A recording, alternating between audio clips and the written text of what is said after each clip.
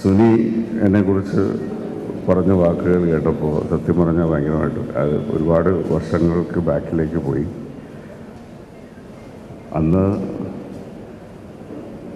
അന്നത്തെ അവസ്ഥ അതാണ് സുനി ചൂണ്ടിക്കാണിച്ചത്. ഞാൻ എന്തൊക്കെ പറയണമെന്ന് വിചാരിച്ചു വന്നു, അതൊന്നും പറയാൻ പറ്റാത്ത മാനസികാവസ്ഥയിലേക്ക് എന്നെ കൊണ്ടെത്തിച്ചു. സാരമില്ല.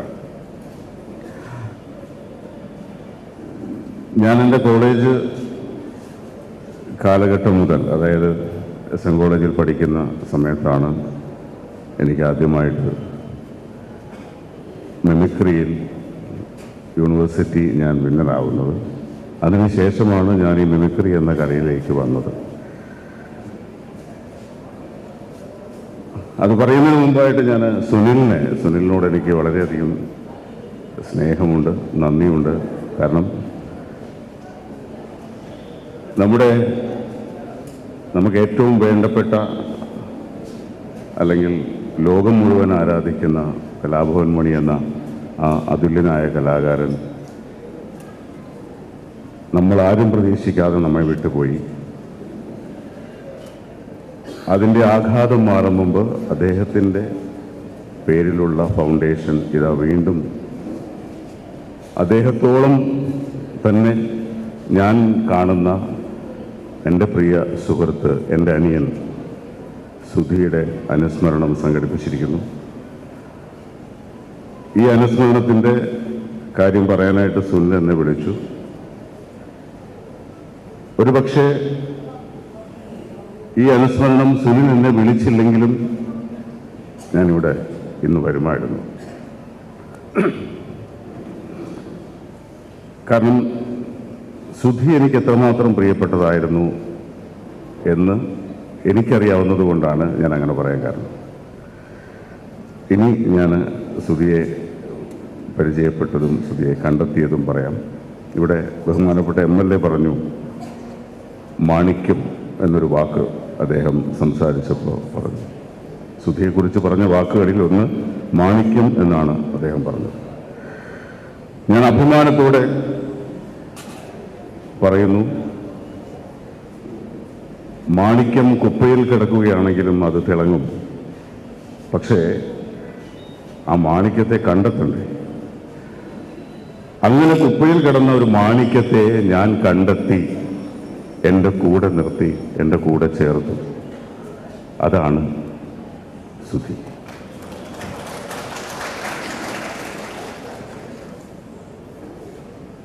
ഞാൻ ഏതോ ഒരു അമ്പലപ്പറമ്പിൽ, അതായത് ഞാൻ അത്ര വലിയ ഒരു മിമിക്രി കലാകാരനോ അല്ലെങ്കിൽ അങ്ങനെ ഒരു വലിയ പ്രൊഫഷണൽ ട്രൂപ്പ് നടത്തുന്ന ഒരാളോ ഒന്നും അല്ലായിരുന്നു.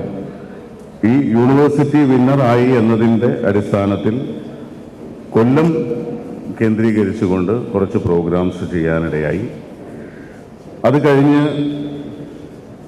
ആ ട്രൂപ്പ് ഒന്ന് വിപുലപ്പെടുത്താം, കുറച്ചും കൂടി ആളുകളെ ഉൾക്കൊള്ളിച്ചുകൊണ്ട് ഒരു നല്ല ട്രൂപ്പായിട്ട് നമുക്ക് കൊണ്ടുവരാമെന്നുള്ള ഒരു ചിന്തയിൽ നിന്നാണ് എൻ്റെ സുഹൃത്ത് ഗണേഷ് ഓലിക്കര, നിങ്ങൾക്ക് എല്ലാവർക്കും അറിയാമായിരിക്കും, സ്ക്രിപ്റ്റ് റൈറ്ററാണ് അദ്ദേഹം. ഇന്നിവിടെ വരേണ്ടതായിരുന്നു. അദ്ദേഹത്തിൻ്റെ അമ്മ കഴിഞ്ഞ ദിവസമാണ് മരണപ്പെട്ടത്. അതുകൊണ്ട് അദ്ദേഹത്തിന് വരാൻ സാധിച്ചില്ല.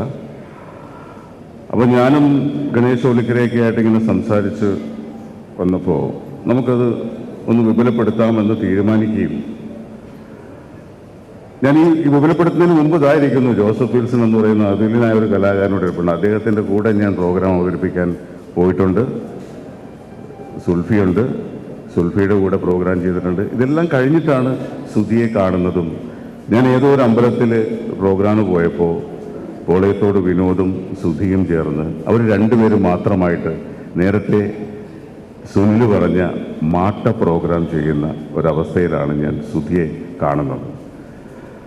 അപ്പം ഞാനത് വന്ന് നമ്മുടെ ഗണേഷിനോട് പറഞ്ഞടാ, ഇന്നപോലെ സുധി എന്നൊരു കലാകാരനുണ്ട്, ഞാനിങ്ങനെ ഒരു പ്രോഗ്രാം കണ്ട് അവൻ കൊള്ളാം, നമുക്ക് അവനെ എല്ലാം കൂടി ഉൾപ്പെടുത്തിക്കൊണ്ട് ഈ ട്രൂപ്പ് ഒന്ന് വികസിപ്പിച്ചാലോ എന്ന ചിന്തയിൽ നിന്നാണ് സുധിയെയും വിനോദിനെയും എല്ലാം ഉൾപ്പെടുത്തി. അത് കഴിഞ്ഞ് വിനോദ് പോയപ്പോൾ ഉല്ലാസ് എന്ന് പറയുന്ന വേറൊരു കലാകാരൻ വന്നു. സുധിയുടെ ചേട്ടൻ സുനിൽ ഞങ്ങളുടെ കൂടെ വന്നു. ഇതിനിടയ്ക്ക് എപ്പോഴും മങ്ങാട് ശ്യാം ഞങ്ങളുടെ പ്രോഗ്രാമിൽ വന്നിരുന്നു. പക്ഷെ അവരെല്ലാവരും, ഈ പറയുന്ന എല്ലാവരും തന്നെ, അതിൽ സുനി മാത്രമേ ഉള്ളൂ പിന്നെ ആ രംഗത്ത് വരാതെ പോയത്. പക്ഷേ ഒരുപാട് ഓർമ്മകൾ തിരുവനന്തപുരത്തും കൊല്ലത്തും. കൊല്ലം തിരുവനന്തപുരം വിട്ടിട്ടുള്ള പ്രോഗ്രാമൊന്നും ഞങ്ങൾ ചെയ്തിട്ടില്ല. തിരുവനന്തപുരത്ത് ആറ്റുകാൽ പൊങ്കാലയ്ക്ക് പ്രോഗ്രാം ചെയ്തിരുന്നു.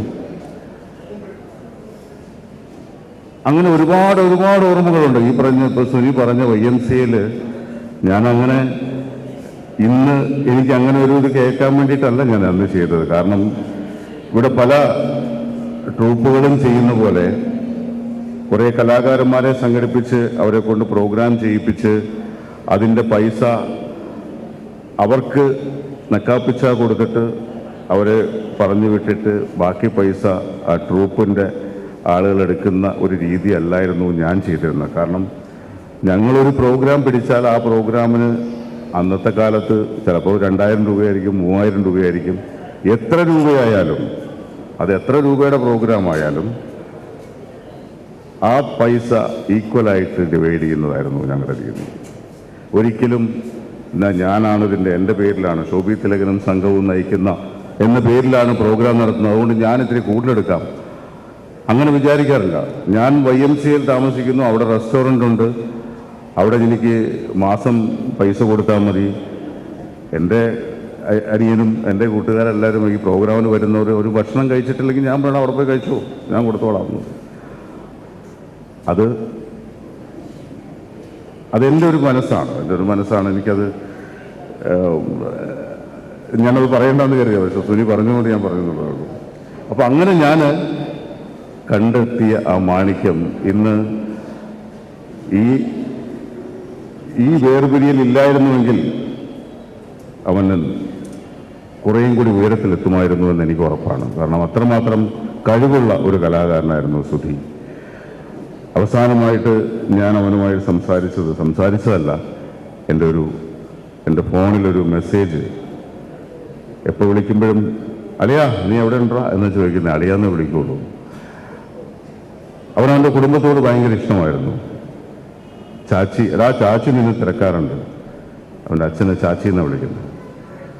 അവൻ്റെ അമ്മ, നീ എന്താ വീട്ടിലേക്ക് വരാത്തതെന്ന് എന്നെ വിളിച്ച് ചോദിക്കാറുണ്ട്. ഞാൻ അവരുടെ വീട്ടിൽ പോയിട്ടുണ്ട്, ഇഷ്ടംപോലെ പ്രാവശ്യം പോയിട്ടുണ്ട്, അവിടെ നിന്ന് ആഹാരം കഴിച്ചിട്ടുണ്ട്. അപ്പോൾ അങ്ങനെ ഒരുപാട് ഒരുപാട് ഒരുപാട് ഓർമ്മകൾ സുധിയായിട്ട് എനിക്കുണ്ട്. പക്ഷേ ഇത്ര പെട്ടെന്നവും പോകേണ്ടിയിരുന്നില്ല എന്ന് തോന്നിപ്പോയി. ഈ അപകടം നടക്കുന്ന ദിവസവും ഞാൻ ഏകദേശം ഒരു 2 മണിക്കൂറിൻ്റെ വ്യത്യാസത്തിൽ ഞാൻ കോഴിക്കോട് നിന്ന് എറണാകുളത്തേക്കും അവൻ ഈ പ്രോഗ്രാം സ്ഥലത്തുനിന്ന് കൊടുങ്ങല്ലൂർ വഴി ഇങ്ങോട്ടും വരുന്നു. ഞാൻ 12:30 മണിയായപ്പോൾ എറണാകുളത്തെത്തി. ഏകദേശം 4 മണിയോട് അടുത്ത് സുധി നമ്മളെ വിട്ടുപോയി. ഏകദേശം ഒരേ സമയം ഞങ്ങൾ യാത്രയിലായിരുന്നു. ഈ പറയുന്ന ഇതുപോലൊരു അപകടം സത്യം പറഞ്ഞ് ഞാനും പലപ്പോഴും പല ആളുകളും എന്നെ ഓർമ്മിപ്പിക്കാറുണ്ട്, ശോഭി ഇങ്ങനെ പോകരുത് എന്ന് പറഞ്ഞ് ഓർമ്മിപ്പിക്കാറുണ്ട്. കാരണം എൻ്റെ യാത്രകൾ മുഴുവൻ ഞാൻ രാത്രിയിലാണ് യാത്ര ചെയ്യുന്നത്. ഇവിടുന്ന് തിരുവനന്തപുരത്ത് നിന്ന് രാത്രി 11 മണിക്ക് സ്റ്റാർട്ട് ചെയ്യുക, രാവിലെ 6:30 മണിക്ക് കോഴിക്കോട് എത്തുക. ഞാൻ സ്വന്തമായിട്ട് ഡ്രൈവ് ചെയ്താണ് പോകുന്നത്, ഉറങ്ങാറില്ല. അങ്ങനെ പല പല രാത്രികളിൽ ഞാൻ യാത്ര ചെയ്യാറുണ്ട്. എനിക്ക് 3 സ്ഥലത്ത് ഷൂട്ടിംഗ് വരുമ്പോൾ എനിക്ക് കട്ടപ്പനയിൽ ഷൂട്ടുണ്ട്. മഞ്ഞിൽ വിരിഞ്ഞ പൂവ് എന്ന് പറയുന്ന സീരിയലിൻ്റെ ഷൂട്ട് കട്ടപ്പനയിൽ, എൻ്റെ മാതാവ് എന്ന് പറയുന്ന സീരിയൽ എറണാകുളത്ത്, വേറൊരു സീരിയൽ ട്രിവാൻഡ്രത്ത്. 3 സീരിയൽ നടക്കുന്നു. 3 സ്ഥലത്ത് ഞാൻ എത്തണം. ഓരോ ദിവസവും ഓരോ സ്ഥലത്ത് ഡേറ്റ് കൊടുക്കും.